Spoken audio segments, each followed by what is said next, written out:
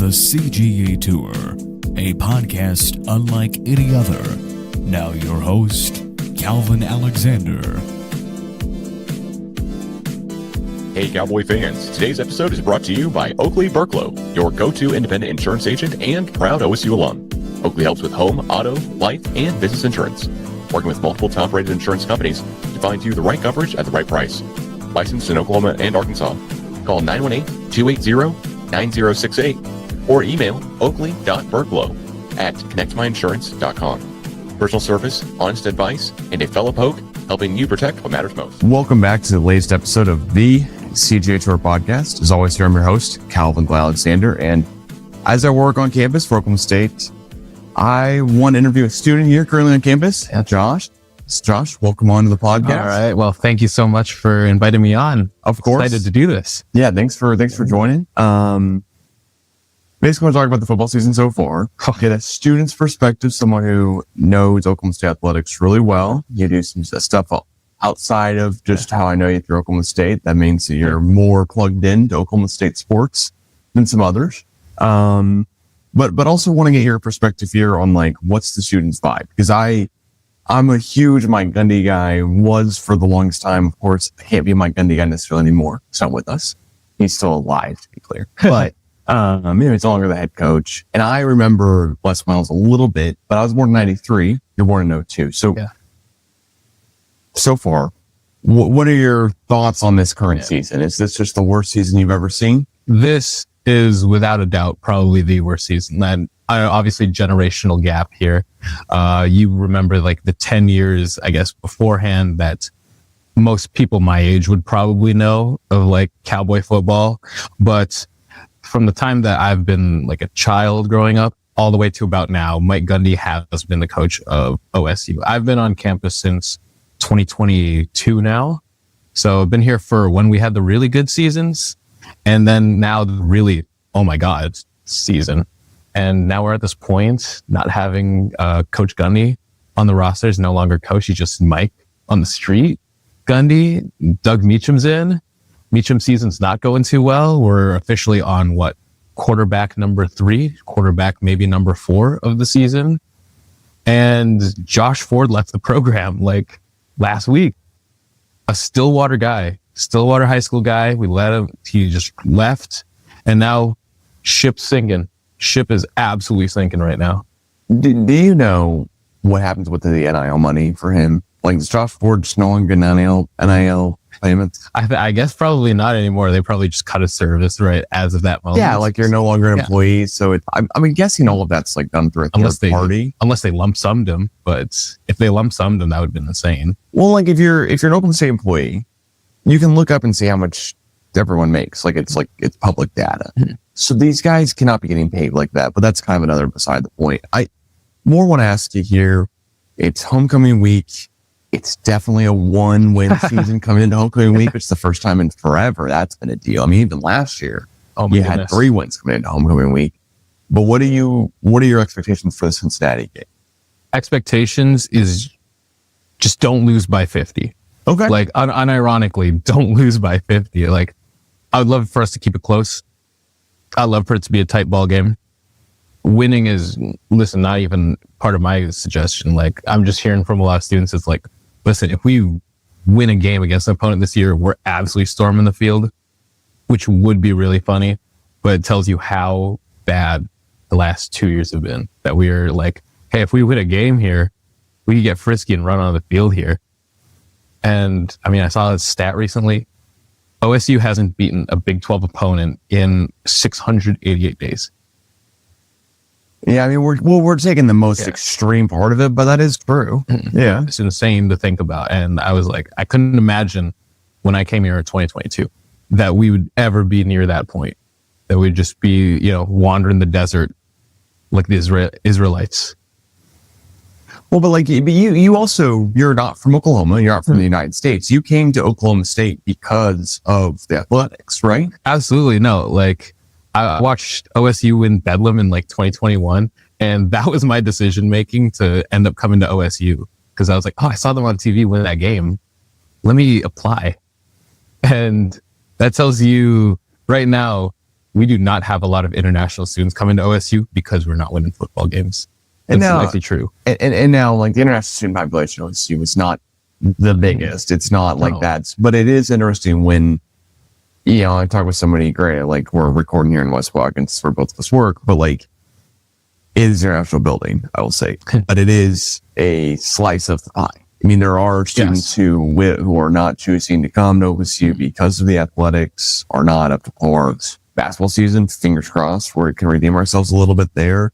Baseball always seems like we're doing all right, at least bare minimum all right. But what do you want to see in the next football coach? Like, what kind of guy would you prefer? Would you prefer the NFL guy who's got Oklahoma State connections, Zach Robinson, or somebody to, you know, bring maybe some of their staff with them, some current transfer players that's currently a college football guy? I mean, it is a tough one. It would be nice to get a sexy NFL OC. He's been at the league level, and you would think that since this guy's been at the league level, that he could integrate his playbook into like the college style, and that would attract possible like recruits, because they'd be like, yeah, I'm playing for an NFL worthy coach. Now my issue with that would just simply be like, he's coming into a system that he hasn't ever been a part of. Like, Zach Robinson right now has almost like no history outside currently as part of the college rankings. And college is so much different from the NFL, just the style, the recruiting, how long it takes just to get even started. I would definitely much rather at this point start thinking about bringing in like a coach from the G5 level, whether that be JG Kinney, you know, Eric Morris out at UNT, or even like if you're going the OC route, get I had him on my list, Colin Klein, which is the guy at A&M, because listen, A&M is just from running that type of offense, and you know, just get to that level. Just get somebody that has like some current college experience that's at this level right now, that is thinking about making that jump to coaching a Power 4 program, because at least right now they could maybe stabilize the ship coming into not even next season, like 2026. I'm thinking about maybe like 2027. Like, obviously the dream would be like getting a Cignetti right off the bat and just magically going right to the CFP in your first year. But obviously we're dreaming here. And we obviously just need to understand that whatever this project is going to be, in my opinion, 3 to 5 years. And we just need to figure out how we can get a guy that will bring his style into a program that's been in 20 years of suspended animation under Gundy, to get us to a program that actually uses the NIL, that uses the transfer portal effectively and doesn't overdo it, and brings this program into modern CFB. Yeah, I would much rather us have a guy who could rebound us quicker. I just think that matters so much more right now, is that you have a guy who could come in and immediately bring his staff, have the Kirk Cignetti. Absolutely. But also not do the James Franklin part of it. You need a guy with like a lot of energy coming in who would get high recruits. I'm not saying that James Franklin couldn't get high recruits, but I saw it on X the other day, or Twitter, and I can't remember exactly who it was. It might have been like Pistol Rick, but it was, wow, you're telling me that this guy, James Franklin, had a worse record against top 25 teams than Gundy, and that's with the Penn State resources. So that to me is like, man, that's, and I think the Big Ten, you have these big conferences where James Franklin could look great to Oklahoma State. Could look insane, but he could have an easier draw every single year. The Big 12 eats itself so well every single year. You and I were talking about earlier, like, probably is Tech. Yeah. And, but Tech could lose 2 games, and then all of a sudden it could not be Tech, in Arlington, it could be 2 other random teams. Exactly. It's like, week 7 now? Week 7, we're saying Texas Tech, but what happens right now in like 5 weeks' time, where right now, entire Big 12 is just playing musical chairs and twisters with each other at the top. And I mean, OSU, we just need to figure out how to get ourselves back into the musical chairs game again. And I'm just interested to see who that would be with. Everyone keeps saying Zach Robinson, but listen, if Zach Robinson really wanted this job, I wouldn't think he'd be playing this weird game, this weird chicken game. They would have taken him in last year, in my opinion. Well, but the rumors are he wanted a clean break with Gundy, and now Gundy's gone. And I mean, one, no one's going to record for any of this. Yeah. So who knows? Two, it's all in the past. So who knows what happened? I just am of the stance that in a perfect world for Zach Robinson and for OSU, like for it to all work out where it makes sense, and Zach comes over and he's the Oklahoma State head coach. He doesn't come till after the NFL season ends. So he doesn't come till January, right when the portal opens, right after bowl season's already over. So he's got a theoretical late start to that. Yes. Yeah, I mean, because he couldn't have been doing anything above board. And we know we're OSU. We cannot do anything below the board because it will be found out. Yeah. It may be fake found out and be Thayer Evans, or it may be real found out and be the Tennessee team last year. I mean, every single thing will be scrutinized and figured out because we have also let everyone know we don't like the NCAA. I mean, Blaine went on about it. Weiberg's gone on about it. It's the same guy here as the AD who said enough about the NCAA. So they will find out anything we do wrongly. Definitely will. And that just means that we're behind the 8 ball with Zach from day one. And and that just makes me cautious. And then also, he's not from Oklahoma. Yeah. And if I'm drawing all the reasons of why not hire Zach Robinson, those would be the first two things of listen, his Oklahoma recruiting base is, hey, basically you're pitching him as he's really good Falcons offense coordinator for 2 years. Then he came back to Oklahoma State, was a good quarterbacks coach, and had time he spent with the Patriots and some other teams as well in the NFL, had a cup of coffee there, rosters or practice squads, but he was never a big guy in the NFL making his name as, a Trent Dilfer or anything. And I'm not saying Trent Dilfer and him have any correlation for both former quarterbacks at levels of, Dilfer's got a Super Bowl ring, but I digress. I just don't love the Zach Robinson's a great recruiter idea. Because we haven't seen it yet. We have no idea what it looks like. Whereas we also have seen G.J. Kinney. We've seen Ben Arbuckle. Heck, maybe Arbuckle's a horrible idea. He's in between our ages. Yeah. So it's wild to think there's a guy younger than me who's the head coach at the D1 level. But Arbuckle, he's probably going to get some Arkansas rumors before too long, some other SEC teams. We're going to be fighting for him and stuff like that, especially if Mateer keeps going in the way that OU season does. Maybe Mateer does one more year, college, transfers with him, who knows? Bunch of stuff in the air. I'm more curious to see, why we're so bad with guys in-house that we bring in. It seems like our wide receivers year over year would get better with Casey Dunn. That was incredible. But every other position, we're not bringing in horrible lines. We're not bringing in just the worst defensive and worst offensive lines. But I'll tell you what, we have one of the worst offensive lines I've ever seen. No. And I think it's just a systemic issue. This program, in my opinion, has just been so rot after years of mismanagement at the top. I thought Mike Gundy was getting stale when I first started getting here, but then this ultimately proved it when he was just kind of cycling in guys and it still wasn't working out. Basically, he was a huge issue for what was going on behind the scenes. And being real, we were still bringing in good recruits. We were still bringing in 4 stars, 3 stars, upper level guys. Even the ones that we transferred in, we were hitting on a couple of them. But simply put, I just don't know how it could have gotten so bad, especially at our positions like our D-line or O-line. And we can't just say that it's not a systemic issue. It definitely is a systemic issue going forward. I just don't know where you start from there, because personally right now we got to tear this thing all the way to the ground and you got to restart. This is a full scale rebuild. And I think personally the only way to go about this is bringing in a coach from the group of 5.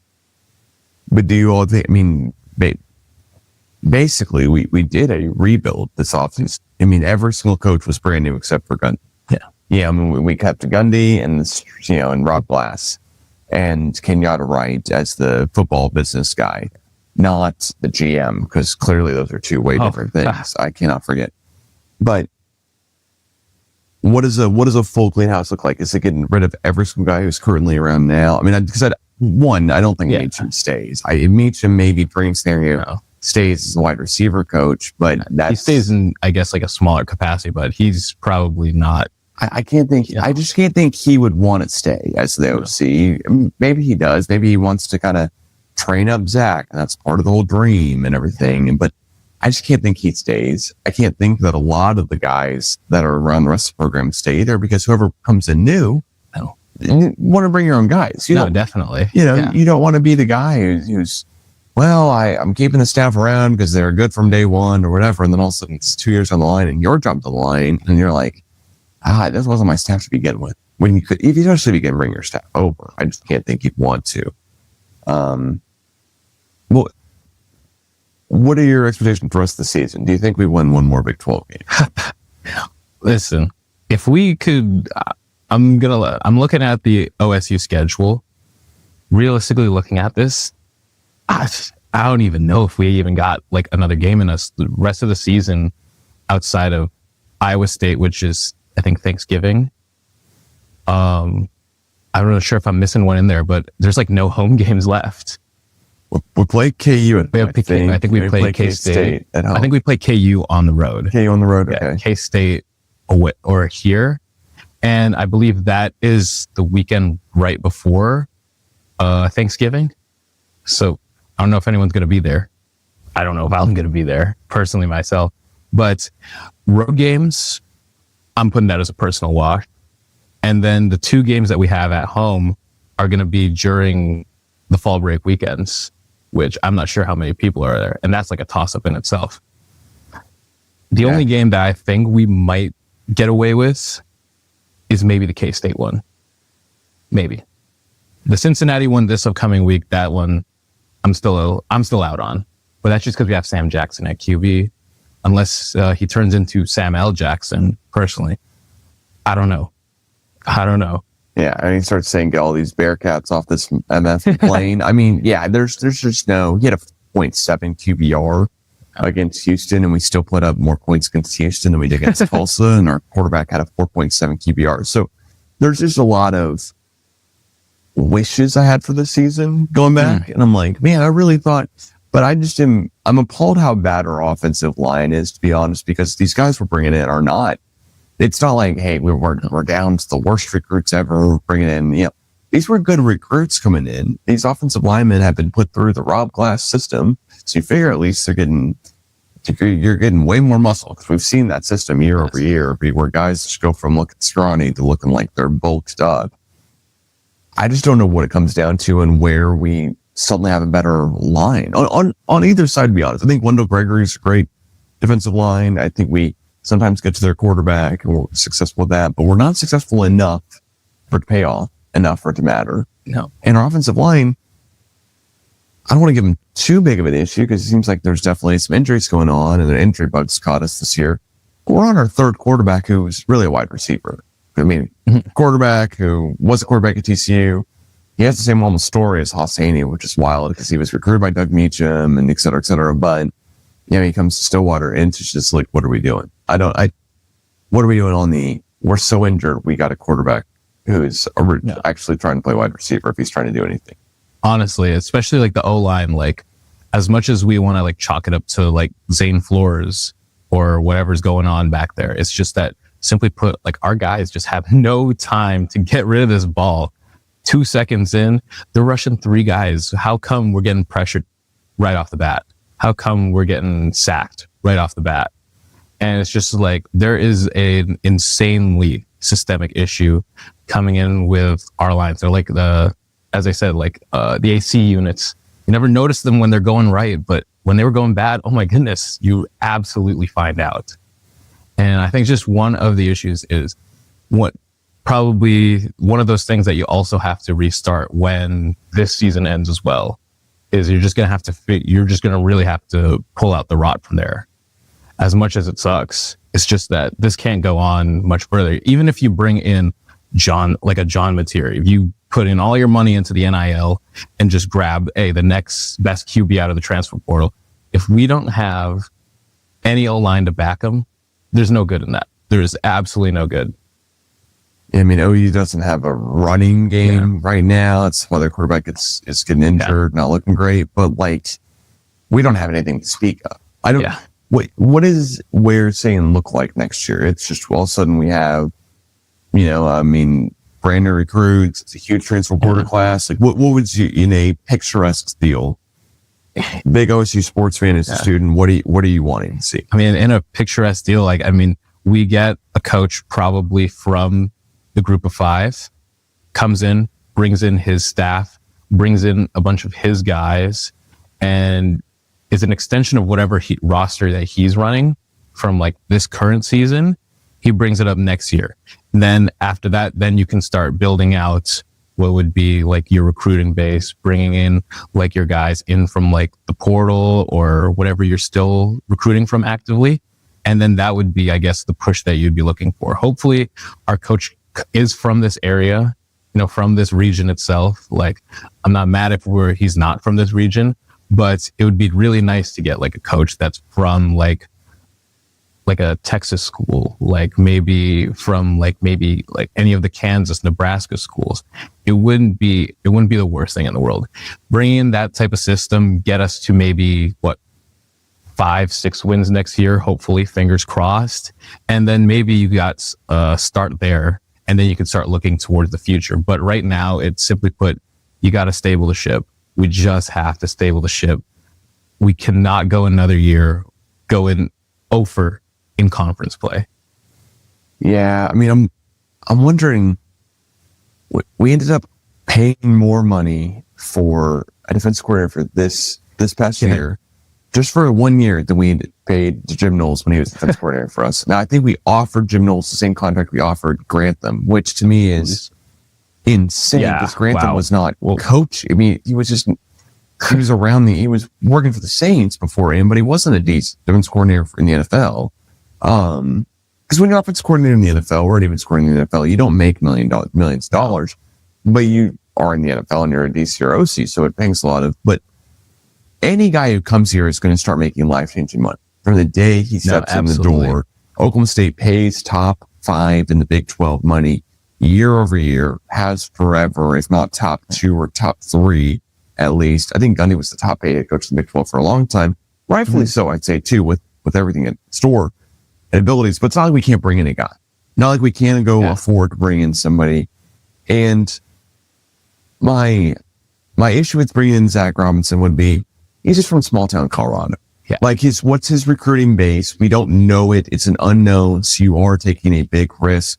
And also, if it doesn't work out with Zach, and if you're 2 years in and you're looking for your 3rd win in 2 years, or you're looking, for example, next game we win will be our 5th win in 2 years. If Zach is looking for his 5th win in 2 years, and, in the same deal, week 7, doesn't he get more time? Like he just automatically gets more time. We're going to let the leash a little bit longer with alumni. We're going to do all that stuff. And to me, that's just, it doesn't, it maybe, because who knows? It's all what if. To me, it's harder to kill and cut that cord with a former alum, especially when you think you need to give more time, than it is with a guy that's not really an alum. And all these guys are looking for the next spot. I mean, Zach Robinson wouldn't go take an NFL job if he was offered it, or wouldn't go try to go, well, hey, the SEC or Big Ten schools are offering more money. What can you guys do? Maybe when the media rights are redone in 2029, we're all of a sudden in the Big Ten or SEC, but hard to think he wouldn't. There's a 0 chance he'd leave.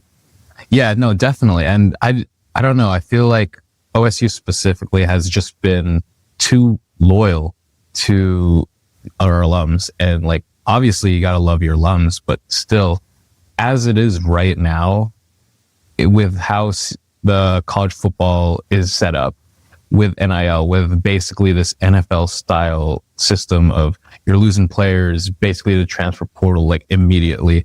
You're paying guys millions of dollars now.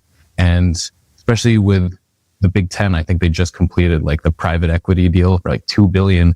More money is getting pumped in, and we can't stand to sit around and wait for something to just magically fall out of the sky for us. We have to go build this thing almost as quick as humanly possible. I mean, you talked about it there for a second, like media deals up in 2029, 2030.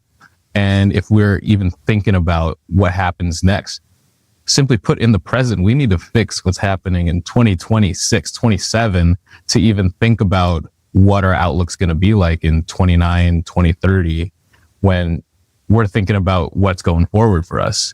Especially put, like, in order for us to get back into this thing, we need to put people in the stadium. We need to get people excited about OSU football, which right now, look outside, our student section, the only reason why people had their tarps off in the stadium, shirtless, swinging them up there, was because that section was literally empty. We are at the point where we're putting empty stadium sections in Boone Pickens. Boone Pickens would be rolling over in his grave seeing that right now. Yeah, I mean, there's two ways to put all that stuff together. I mean, that props to the tarps off guys. I think the field goal kick at halftime was slightly fuller deal, but that's a personal bias.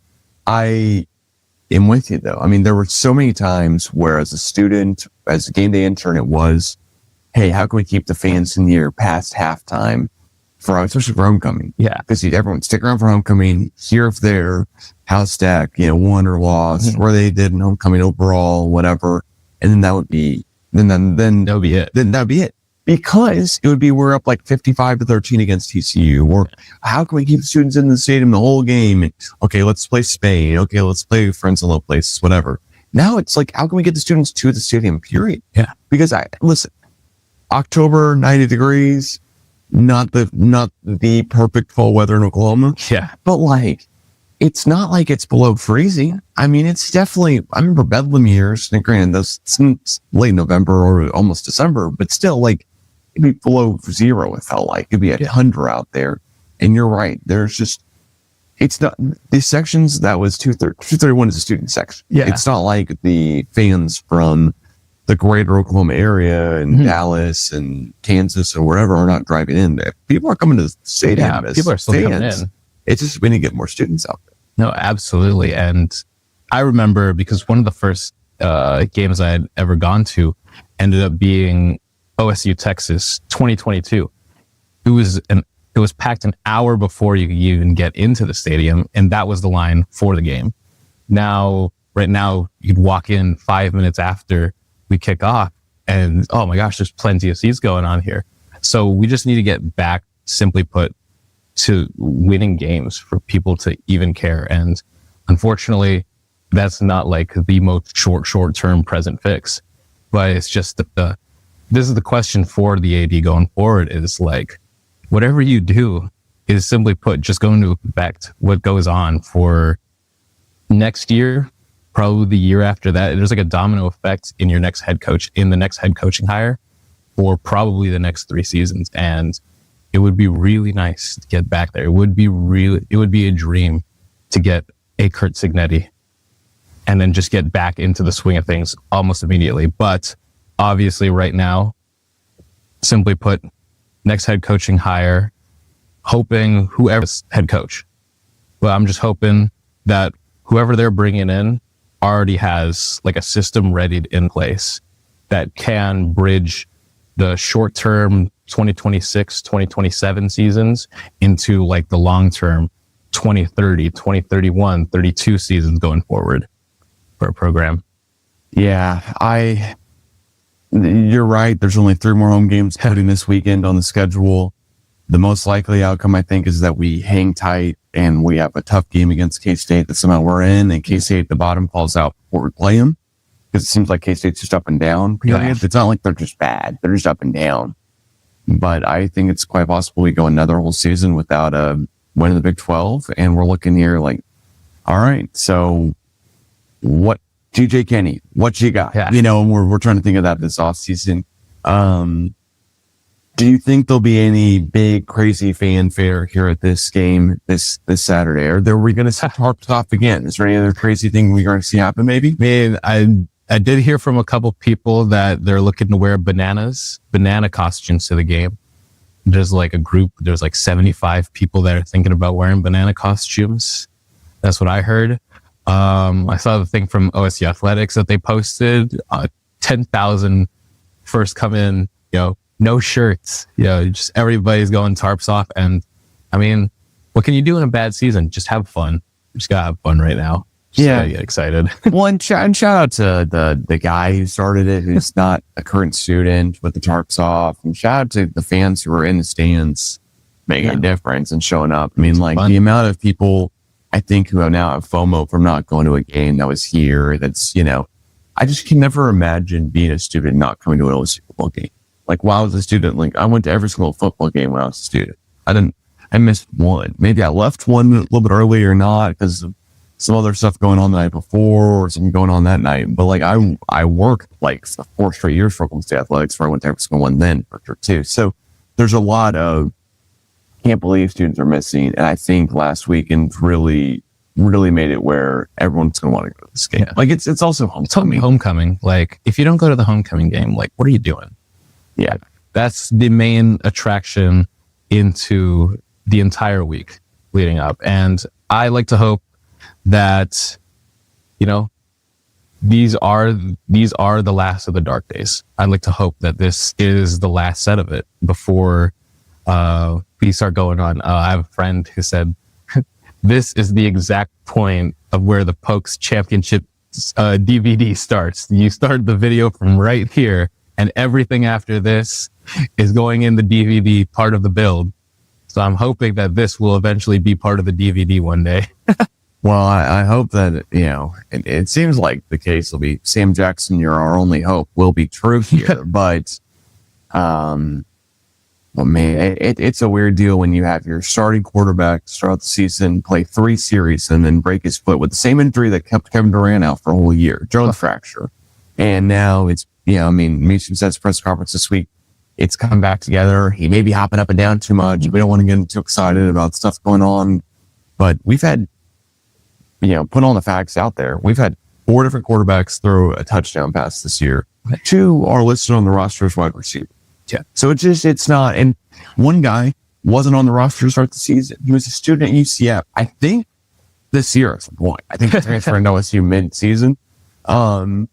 Granted, there's a bunch more to that and much more nuances, but like the other guys we've got guys who are playing quarterback who we're hoping Zane comes back, but like, if I'm Zane, man, I'm hoping a lot of these guys, like you said, Josh Ford transferred out. I'm hoping a lot of these guys don't just go, hey, let's hit the portal, because I think continuity helps out a lot. I think having a huge 70% roster turnover and bringing in a former NFL guy, UNC, doesn't go well. Now that may be a total UNC deal, but I don't think anyone thought the UNC deal would be Belichick and Chapel Bill would be fired midseason and Hulu would cancel their doc. I don't think that was on anyone's board. So what's on my bingo card for next year? It's hopefully just, Courage World. It's of course a winning season, but a realistic expectation, hope is we're back to a bowl game. And we have a good draw in the Big 12 again too. Like, it would be a dream just to go bowling again. Like, yeah, we haven't touched the bowlings in so long that I'm starting to get, anxious. We just need to get back 18 years in a row. Now we're going to go at least 2 years without it, if not 3. And there's like, you just need 6 wins. Exactly. Some teams need 5 some years. So, we just need to get back to looking like we could even just compete for games. Because right now, as it is, everyone's like, oh, wash off the calendar. Like, we're scratching off OSU as a win already in the Big 12. So we just need to get back to playing like competitive, close football, looking like we actually care, play again out there. It would just be nice. Be nice if, one of the things we did on offense was good.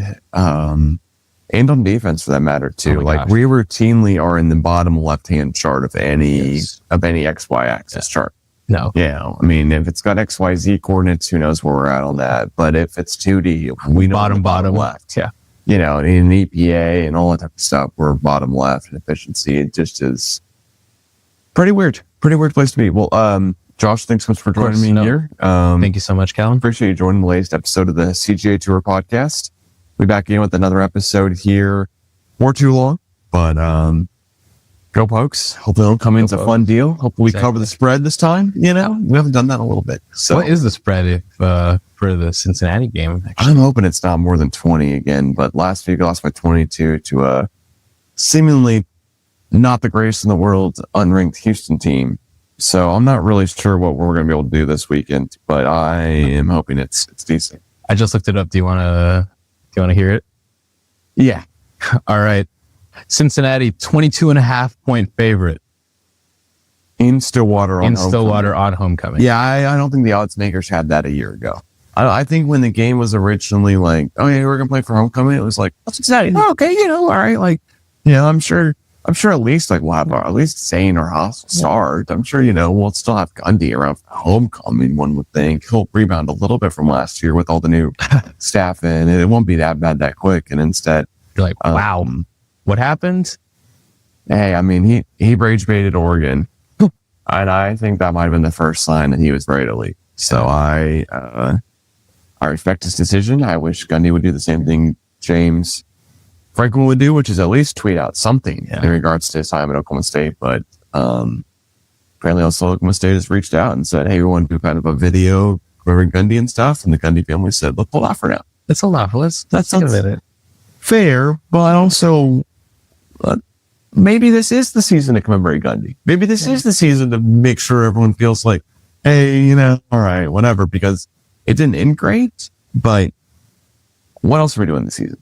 Like, are we, honestly, we're already, the season is just a wash. I mean, now the fans are just going to have fun in the stands. I think personally, OSU just needs to go like just fully into the chaos part of the season and just have like a lineman throw the ball for a touchdown here. Like, let's get, linebackers playing running back. I want to get a couple tight ends just on defense, just blocking. We're just going to flip the positions here. Like, we're already so far into it. We might as well just go even further. Well, there's no chance we can run the air raid because we don't have enough time to do that in the pocket. But can we run the wishbone? Yeah, exactly. Can we run the single T? Exactly. Can we run the wing T? Can we? I don't know. We've got a wide receiver playing quarterback. What else can we do? You know what we should do? We should just try like a 4 lateral play. If we just rugby style play football this upcoming weekend, I would be happy with it. We just need to stop playing conventional football. We're just going to have to tear it up. We'll just have like our kicker out there trying to kick touchdowns. Probably have like our punter out here throwing maybe the ball more than 20 yards. They should just try to run a punt, like a fake punt, like 3 times in this game just to see something. I mean, that would be, we got to try another fake punt against somebody. But very last question here. Will we lose at UCF by more or less than 42? I think that's what we lost against UCF last time we played there. Going for the record here, eh? I mean, that's the question, I mean, UCF is about as dead as we are. But I said that now. We're probably going. Everyone's zigging, I'm zagging. We're going to lose by less than 42 points. Less than 42 points. We will not lose by 6 touchdowns. That'd be great. Well, Josh, thanks so much again. We'll catch you guys again on the next episode of CJ Tour coming shortly. And that's it. All right. Hey, Cowboy fans. Today's episode is brought to you by Oakley Burklow, your go-to independent insurance agent and proud OSU alum. Oakley helps with home, auto, life, and business insurance. Working with multiple top-rated insurance companies to find you the right coverage at the right price. Licensed in Oklahoma and Arkansas. Call 918-280-9068 or email oakley.burklow@connectmyinsurance.com. Personal service, honest advice, and a fellow poke helping you protect what matters most.